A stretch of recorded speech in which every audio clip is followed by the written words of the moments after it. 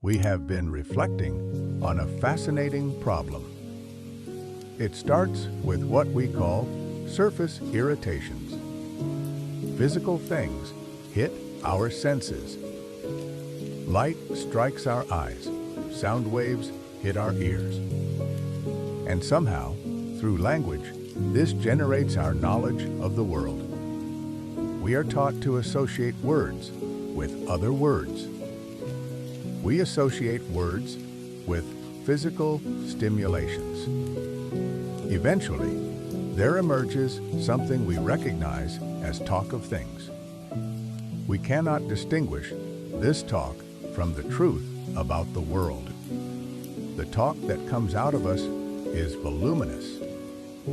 It is intricately structured, but it bears little evident correspondence to the barrage of raw sensory inputs. Yet, we must look to those inputs for any empirical content.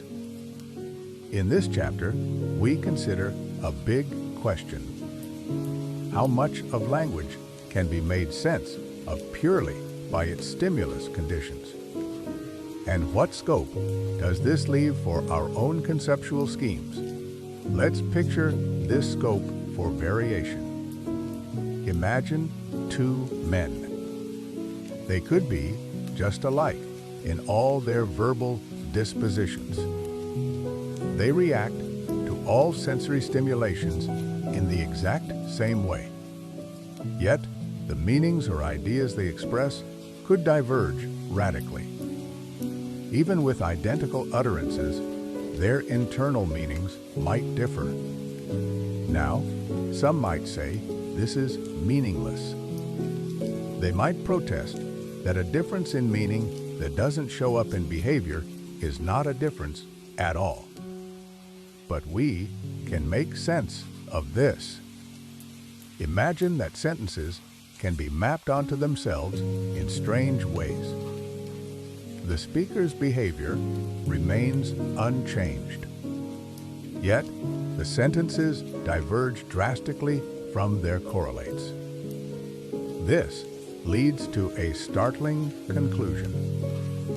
We could write different translation manuals for the same language. They would all fit the behavior perfectly. Yet, they would be incompatible with one another. This is the principle of the indeterminacy of translation. The utterances that are translated first are keyed to present events. These events are conspicuous to both the linguist and his informant. A rabbit scurries by. The native says, "Gavagai." The linguist notes down the sentence, rabbit as a tentative translation. He will at first refrain from putting words in the native's mouth. He doesn't have the words yet. But eventually, he has to supply native sentences for approval. He risks slanting the data by suggestion, but he must do it. Otherwise, he can do little with native terms. Suppose the native language has 3 sentences. One means animal. One means white. One means rabbit. Stimulus situations always differ. The situations where the native says animal and rabbit are mutually exclusive in that moment. How is the linguist to know the overlapping logic? He has to take the initiative. He must query combinations of sentences and situations to narrow down his guesses. So, we have the linguist asking "Gavagai" in various situations. He notes whether the native assents or dissents. But how does he recognize assent? Gestures are not universal. In Turkey, gestures are nearly the reverse of our own. He must guess from observation. Suppose he asks "Gavagai," when a rabbit is present. He hears evet. When the rabbit is gone, he hears yoke. He surmises that evet means yes and yoke means number. He tests this hypothesis. He echoes the native's own pronouncements. If he gets evet, he is encouraged. This generates a working hypothesis. If he runs into difficulties later, he may discard it and guess again. Let us suppose the linguist has settled on the signs for yes and number. He can now accumulate evidence for translating gavagai as rabbit. The general law is roughly this. The native will assent to gavagai under just those stimulations where we would assent to rabbit and correspondingly for dissent. But we need to be more precise. It is not just about where the native will assent. It is about the causality. We speak of stimulations that prompt the native to assent. Suppose the sentence is about tracking a giraffe. The native might assent to it all day long, regardless of the view. We need to know that in the case of gavagai, the rabbit, presenting stimulation actually prompts the assent. In practice, the linguist uses intuitive judgment. He watches scanning movements. He looks for a sudden look of recognition. He can also use formal tests. If he changes the stimulation and gets the opposite verdict, he knows the stimulation did the prompting. It is crucial to think about what prompts the assent. It is stimulations, not rabbits. The stimulation can remain the same, even if the rabbit is a fake. Conversely, the stimulation can vary because of lighting or angle. In equating gavagai and rabbit, we must match stimulations. We are not matching animals. What is a visual stimulation? For our purposes, it is best identified with the pattern of chromatic irradiation of the eye. We do not need to look deep into the subject's head. We want to keep clear of private neural history. We are after socially inculcated linguistic usage. We look at responses to conditions subject to social assessment. Ocular irradiation is checked by society and the linguist alike. Thinking of stimulations as irradiation patterns gives us great detail. The linguist can reasonably conjecture that the native sees what he sees. He assumes the native is prompted by the microscopically same irradiations. However, we cannot think of these as momentary static patterns. That would block examples involving movement. It would also make trouble for rabbit. Too much depends on what precedes and follows. A flash of a rabbit image might not prompt assent if it is too quick. It needs to be ensconced in a favorable sequence. Therefore, we take evolving irradiation patterns. We look at patterns of all durations up to a convenient limit. This limit is what I call the modulus of stimulation. Also, we need whole scenes. The difference between center and periphery is important. If the rabbit is too peripheral, it won't prompt assent.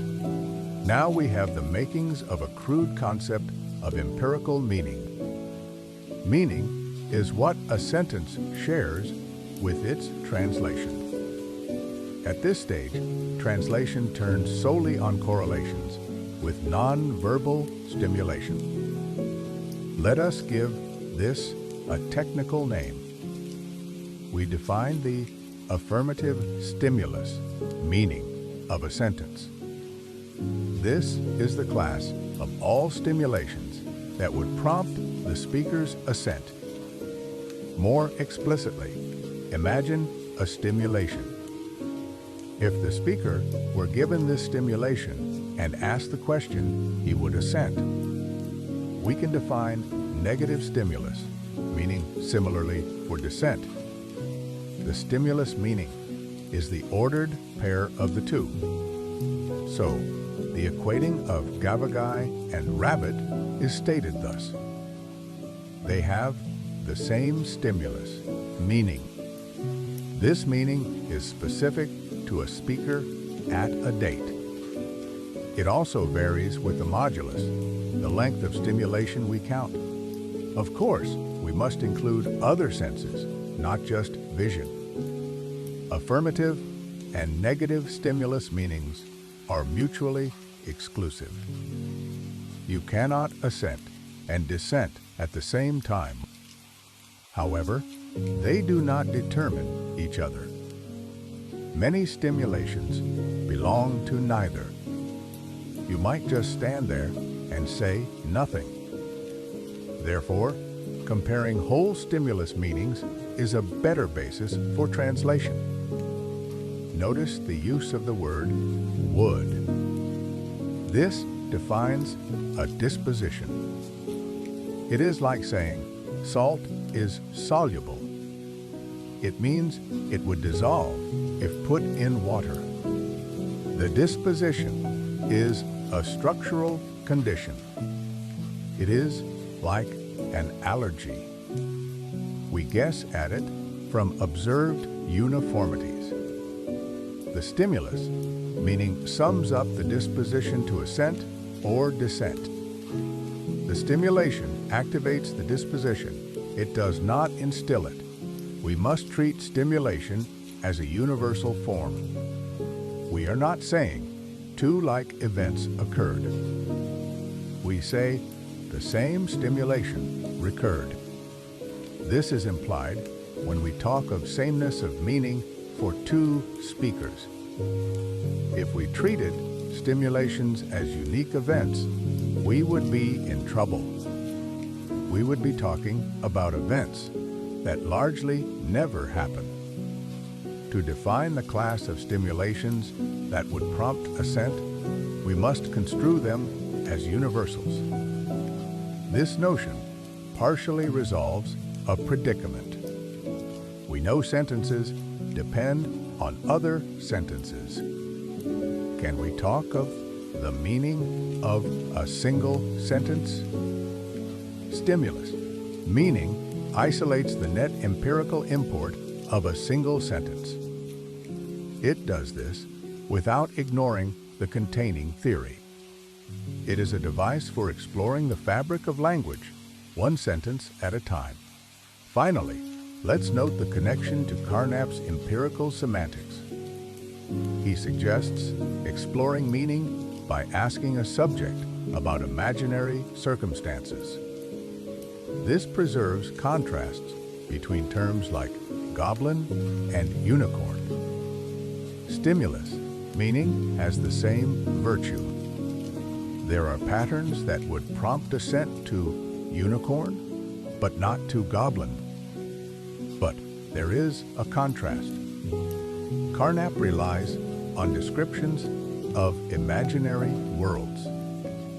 My notion defines the description more firmly as sensory stimulation. I limit conditionals to the investigator's judgment of what the informant would do. Carnap has the investigator asking the informant conditional questions. My investigator would ask similar questions in practice. But stimulus, meaning, works even at the first stages of radical translation. At that stage, the language for complex questionnaires is not yet available. My theory deals with sentences, while Carnap's deals with terms.